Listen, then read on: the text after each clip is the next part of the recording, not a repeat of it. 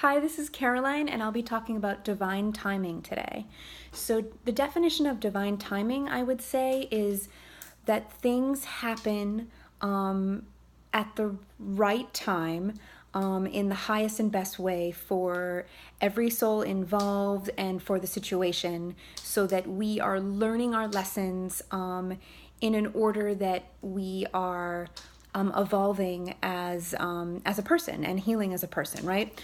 So if your life path and is that you're supposed to get married at 25, have kids, and then get divorced at 40, and then find your dream job, and then find your divine partner. All of those things happened in that order so that you could learn from them. So maybe you're saying to yourself, "Oh, well, I wanted to have kids at 25, but I'm 35 and I don't have kids yet, right?"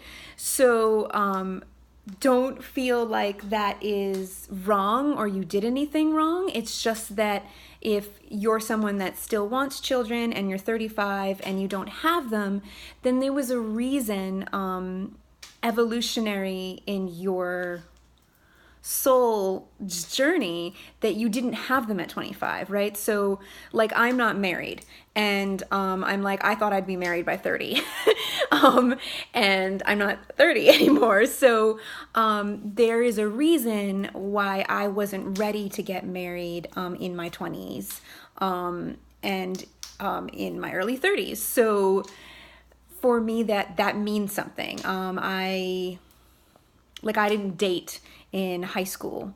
And I feel like looking back on it, I wouldn't have been able to handle dating in high school because I was so stressed out. And I feel like just for me, emotionally, I don't know, I feel like it would have been too much because I was just really anxious and like trying to find out who I was, which we all were in high school. But I don't think having a boyfriend at that time in my life would have helped me. Obviously, lots of people have had relationships in high school, but I don't think it would have benefited me and my personality and such like that. So that's a good example. So the great lesson of divine timing is knowing that you do not know when things are going to happen. And for us that try to control things, because I feel like everyone has a little bit of a control freak inside of them, right? We think we know what's best. We think we should be famous now or have that perfect relationship now. Be so far along in our career at this age or at this point, have this much money. Like, we want to have all these things at certain times in our lives, and we really have to remember that we're not ready for those things if we don't have them at the time that we want to have them, right? So you really have to give in to the fact that there is a higher power. There is that's my parrot. You can see him in the corner. I've had to restart this video a couple of times because he was so talkative. So I apologize. But that's him in the background. He might have a lot to say about this. He does this sometimes if I get excited about something, he gets excited as well. So yes.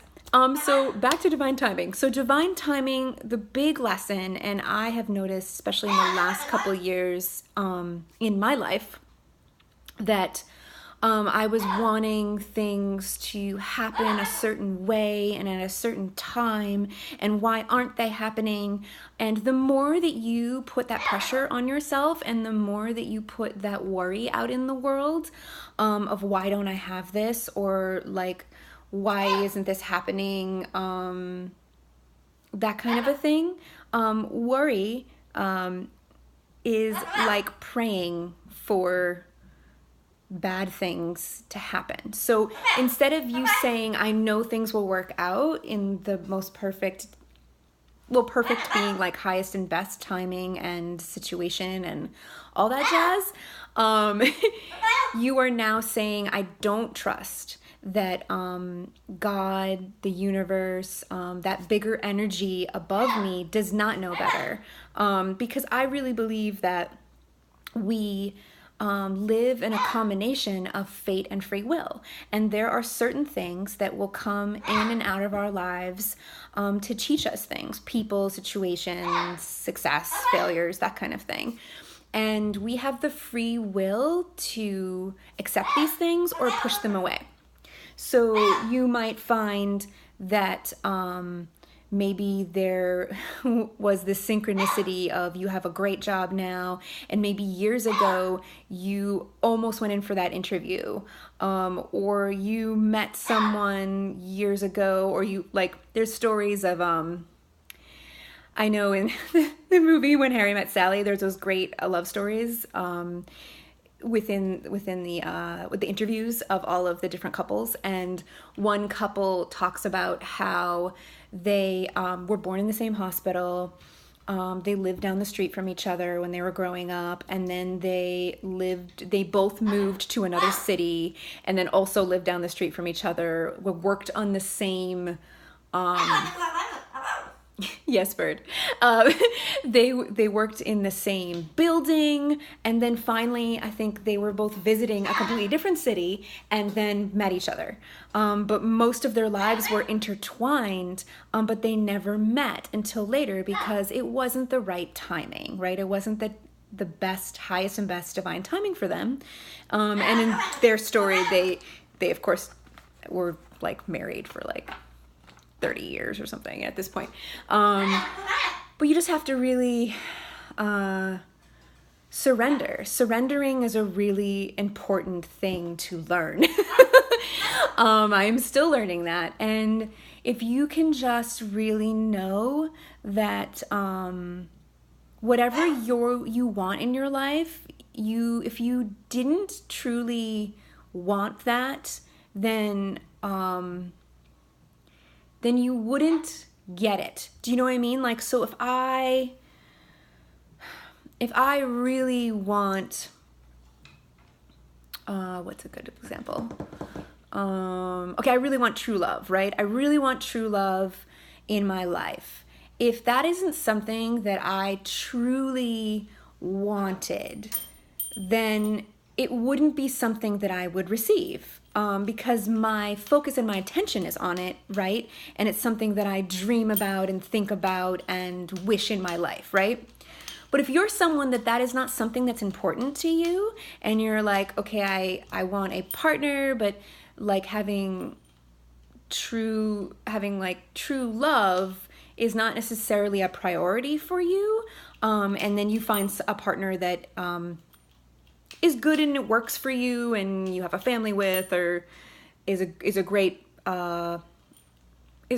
partner in lots of ways, but it's not that passionate true love like of Hollywood or movies or anything. That's okay, because that makes you happy, you know? So it's whatever really makes you happy and whatever you're drawn to. But know that whatever you wish and you truly want, you wouldn't have that wish if you wouldn't get it, if that makes sense. So know that everything is conspiring to help you get it. You might just not have it now. You might not have it yesterday. You might not have it in 2 weeks or 2 years. But whenever you're supposed to have it, you will. Yes, see, bird knows too. He's a perfect example, actually. I've had my parrot for 12 years, and he's actually 39 years old. So for him, he actually had 4 owners, and 25 years was one owner. Another owner just kind of like rescued him.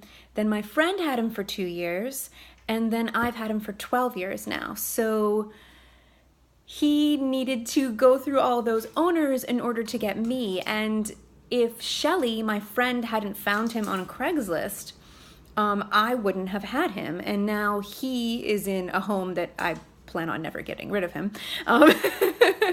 Um, so that's kind of like a very simple way of saying that even in his life, there was a divine timing of Shelley found him, Shelley had to move, and then I actually already knew him for 2 years, and I lived down the street from her and was like, yeah, sure, I will adopt this parrot. So even that's just a simple little pet story.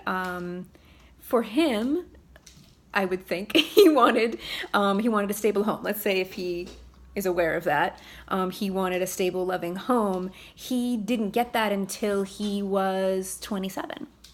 So there you go. He had to wait 27 years in order to find his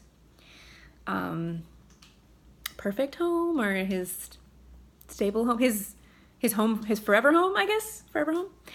So yeah, so I really just wanted to explain what divine timing was, and for all you guys out there that have those days, and we all have them, that we're just like, why is this not here yet? Why am I not this successful in my career? Why do I not have the perfect partner yet? Why am I not in the perfect home or anything like that?